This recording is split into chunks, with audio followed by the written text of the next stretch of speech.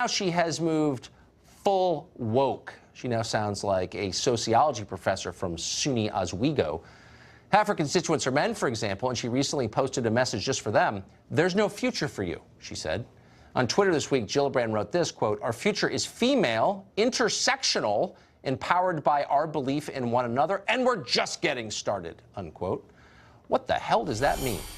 Manhattan Institute fellow Heather McDonald might know the answer to that, so we've asked her to come on tonight to explain. Heather, thanks a lot for coming on. What does that mean? Well, it means that academia is taking over more and more of the real world. I wish this was something that was just confined to Gillibrand, but it's not. Yeah. It means that feminism has ambitions to take over civilization, and when that happens, you can say goodbye to civilization. They're trying to disappear males. They're committed to a narrative that America is a rape culture, is oppressive, is sexist, is racist. That's the whole concept of intersectionality, which is a way of describing the growing number of victims and their complicated ways of being oppressed by white heterosexual males. Unfortunately, again, Gillibrand is not some outlier. You have Trump's own administration bragging about the fact that he's spending billions of taxpayer dollars to encourage more females to go into STEM, which means discouraging males. And if you look no further than the opposition to the very appropriate rewrite of the campus rape rules by Education Secretary Betsy DeVos that are merely trying to restore our concept of due process and fairness to these very absurd kangaroo court tribunals, the feminists are having nothing of it. So feminism is really at odds with the civilizational legacy that we have inherited that we have to preserve at all costs. Can I ask you a really simple, quick question? Why would a group, any group, want to poison the relationship between men and women, which is the building block of everything that's good in the world? Because they would rather hate. They are self-interested. They have no understanding of the future. They have no understanding of the values and virtues that make civilization possible. And they're simply seizing power and are in a manic rage to efface males. And this sounds hyperbolic, Tucker, but you look around at institution after institution that has been taken over by feminists and the absurd diatribes that are launched against males, and that's the only conclusion you can reach. Well, you know, maybe 5 years ago I was thought, you know, that Heather McDonald, nice, kind of a hothead. Now I think you're absolutely right, and I think you're really brave for saying it as clearly as you do, and I'm grateful that you did tonight. Thank you. Thank you, Tucker. Well, the war on Christmas isn't real, but it's also expanding faster than American commitments to the Middle East. The latest victim, candy canes. That's next.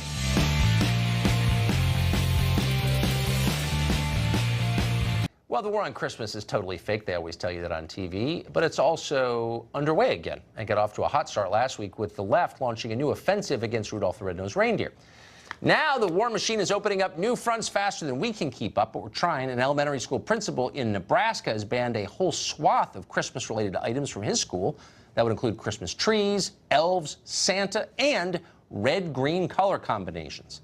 How about candy canes? Are they allowed? No. They're banned too. Why? Because they're in the shape of a J, which represents Jesus.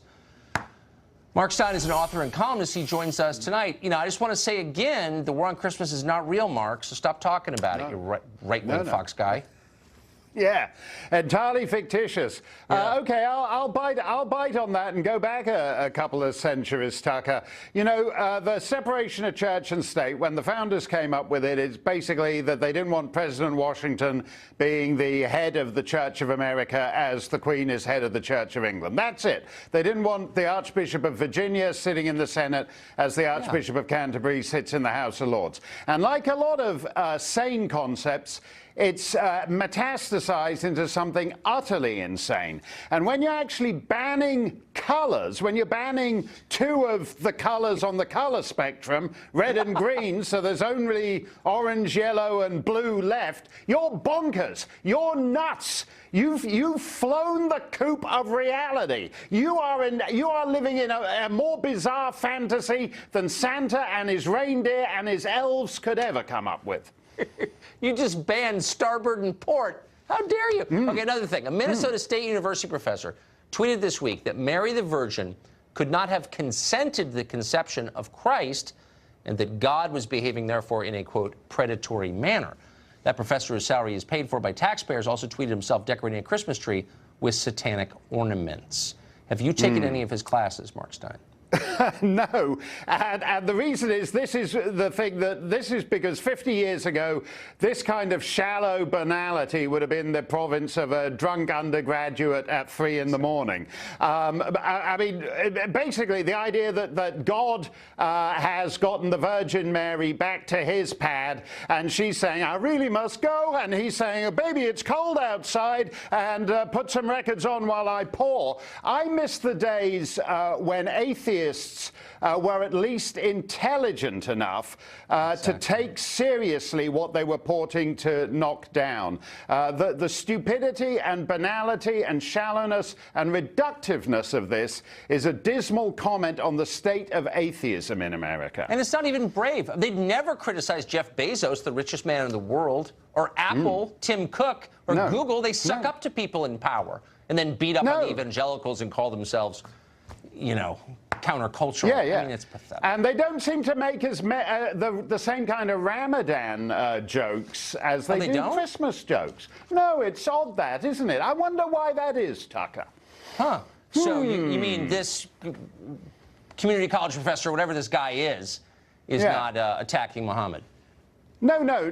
This is cardboard courage. By the way, from teachers, even if you're an atheist, the greatest glories of Western, to go back to what Heather was saying, the greatest glories of Western music, art, architecture, painting were in the cause of Christianity. You're cutting out Botticelli and all the rest of it. Well, the university wouldn't exist without it. So, right. But these No.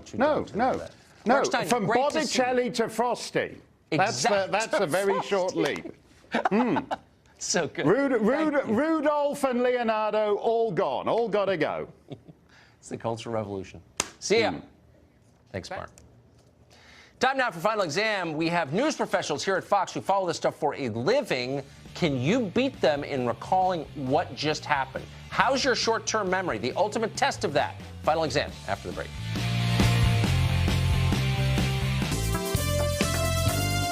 The best segment of the week, the respite from the real news. Time now for Final Exam. We pit the experts against one another to see who's been paying the closest attention to what's happened in the last week. Joining us tonight, frequent Fox News contributor Morgan Ortagus and correspondent Peter Doocy. Really two of the best. Definitely. Are you ready? I'm nervous. I'm nervous too. I don't even know what the questions are. Here are the rules. Doubtless you know them, but for viewers who don't. Hands on buzzers. I ask the questions. The first one of you to buzz in gets to answer the question. You must wait until I finish asking it before answering it. You can answer once I acknowledge you by saying your name. Each correct answer is worth a point. If you get it wrong, we detract a point out of cruelty. Best of 5 wins. Are you ready? Yes. I'm ready. Okay. Question 1. Which Caucasian 76-year-old cisgender male has just announced to the world that he, and he alone, is the most qualified person in America to be president? I don't know about the first part of I do not. Look, I just read the scripts here. It's Joe Biden. You think it's Joe Biden? I know it's Joe Biden. You know it's Is Joe that worth 2 points? We'll find out. Is it Joe Biden? Old Joe Biden is reemerging to say that, hey, wait a minute, Amtrak minute here, okay?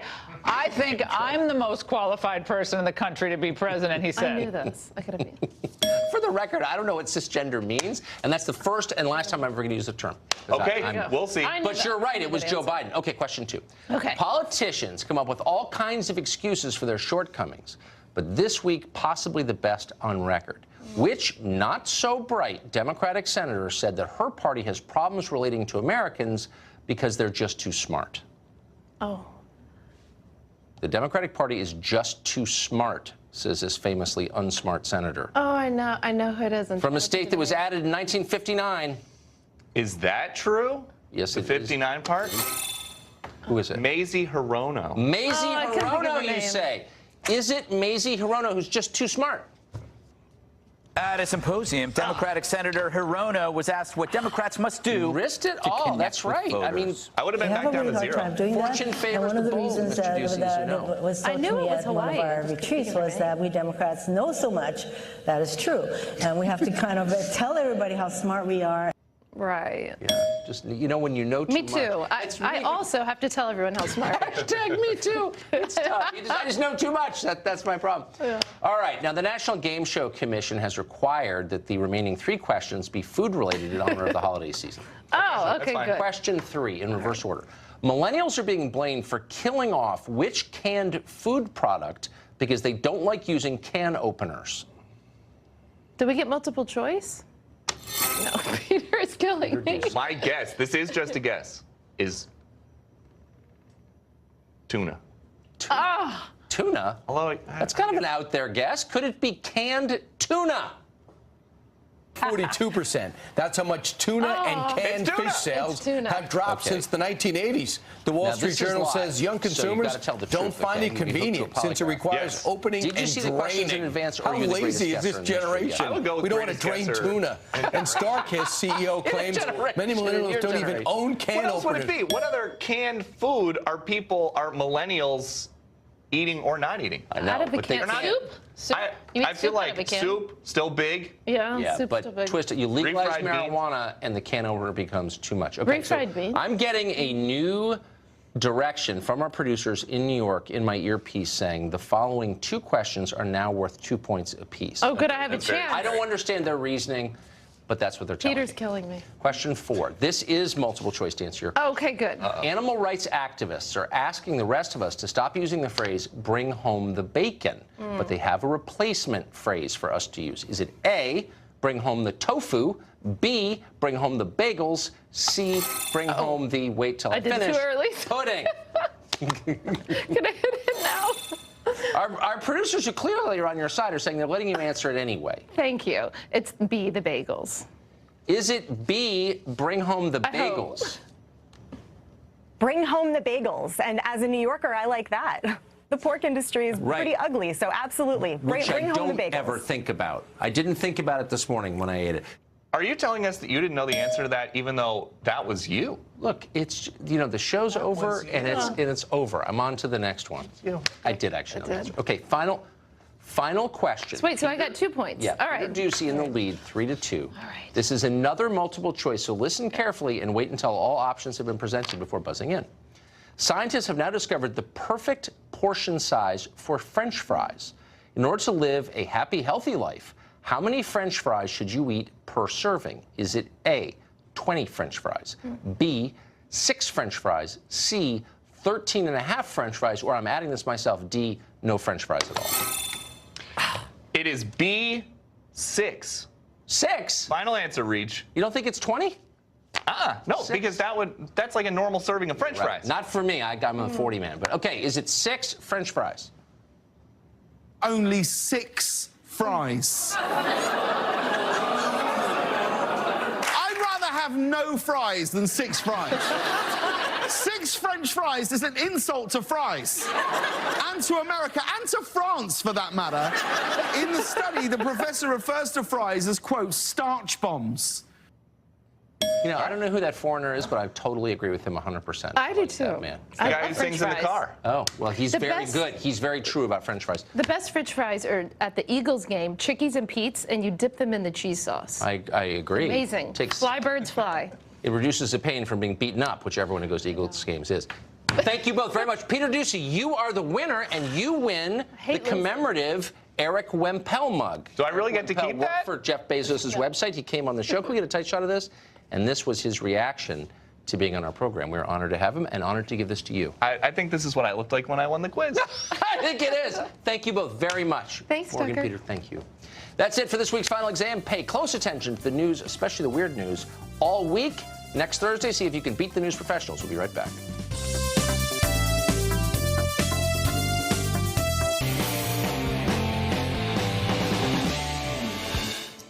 Well, if you've been paying any attention at all, you know that official Washington has been hyperventilating for weeks because the Trump administration has not yet ended America's relationship with Saudi Arabia after the murder of Jamal Khashoggi. Well, the U.S. can't be allied with countries that assassinate people, they're telling us with a straight face. There must be some sinister reason that Trump is sucking up to the Saudis. Watch the tsunami of false outrage. It is possible that the president himself, through Trump Enterprises, may have some financial dealings in Saudi Arabia. Is that Saudi money paying for 500 rooms inside a Trump hotel? What do you make of that? I can't think of a parallel in American history where a United States president or his family has profited from his office the way this administration appears to be. He's using the White House to make money while being president and to try to enhance his opportunities to make more money after being president. And I remind you, the president himself has told us why he is taking the Saudi side. It's all about the money. Don Lemon, ladies and gentlemen. So Trump is, quote, taking the Saudi side for money. Now, for the record, as a factual matter, there is no evidence of that, but there is definitely strong precedent for it here in Washington. Half the country's elites have made a good living taking the Saudi side for money. They've been doing it openly for decades now. In fact, if it weren't for Arab petrodollars, Washington would have far fewer swimming pools and $80 entrees. Certainly, Bill and Hillary Clinton would be a lot poorer without the Saudis. The Clinton Foundation received as much as $25 million from the Saudi government. They took another $5 million from the royal family's PR operation. Now, why did the Saudis give the Clintons all that money? Because they cared deeply about AIDS in Africa and the childhood obesity crisis? If you believe that, get your resume ready. CNN has a reporting position open for you. But it wasn't just the Clintons who got rich from the Saudis. Their allies did too. The Podesta Group was co-founded by Tony Podesta and his brother John Podesta. You remember he served as Bill Clinton's chief of staff in the White House and then Hillary Clinton's campaign chairman. Well, immediately after the last election, the Podesta Group was hired by, yes, the Saudis to lobby the U.S. government. In 2017, the Podesta Group earned nearly $2 million from that contract alone. Meanwhile, the Democratic lobbying firm Glover Park Group did almost as well from the Saudis. They made $700 grand just last year and another $600,000 from the Saudis this year before bad publicity from the murder forced them to end that contract. But nobody, maybe in the world, tried to cash in like Democratic fundraiser Ari Emanuel. His talent agency, William Morris Endeavor, cut a deal to receive $400 million in investment from the Saudi government, from its sovereign wealth fund. This April, Ari Emanuel co-hosted a dinner in L.A. for the Crown Prince, the one who apparently ordered Khashoggi's murder. Jeff Bezos from Amazon was there, of course. So was Bob Iger from Disney. Here's how Vanity Fair described that evening. Quote, topics that were deemed off limits included the prince's bombing campaign in Yemen, which has killed thousands of civilians, his abduction of Lebanon's prime minister in November, and the repression of independent media and journalists, one of whom was recently imprisoned for 5 years for insulting the royal court, end quote. So Ari Emanuel and his fellow Hollywood liberals wanted to make sure that nobody asked the Saudis these uncomfortable questions. The left cares deeply about human rights, but not when it gets in the way of business with the Saudis. We should pause here and note in the interest of fairness two things. First, it's not just Democrats who've taken truckloads of Saudi money. Republicans in Washington definitely have done so too. And second, the Saudis are not the only despots currently making America's ruling class richer. Hardly. Many of our leaders, again, on both sides, are being paid off by the Chinese government. That's a dictatorship far more bloodthirsty than the Saudis. The Chinese, remember, have kidnapped children and harvested the organs of executed political prisoners. They threw a Nobel Peace Prize winner behind bars until he died. As we speak, tonight, the Chinese are throwing hundreds of thousands of ethnic minorities into concentration camps. Earlier this year, China disappeared the head of Interpol. How much of that have you heard on MSNBC? Probably not much. Now, none of this is a defense of the Saudis or their behavior. In fact, twice in the last 2 years, this show has attacked the Saudi government for pushing the administration into pointless bombings in Syria. The rest of official Washington, especially the media, applauded those bombings. Now, amazingly, the very same people while pretending to be shocked that a primitive desert theocracy killed somebody. Please, spare us the sanctimony. It is nauseating. Well, up next, the Miss Universe pageant is 10 days away, and there's something very notable about the person favored to win. We'll tell you what it is after the break. Well, the Miss Universe pageant is less than 2 weeks from now. The favorite is Spain's Angela Ponce. Her unusual background makes her the favorite this year. Ponce is biologically male, the first transgender contestant in the pageant's history.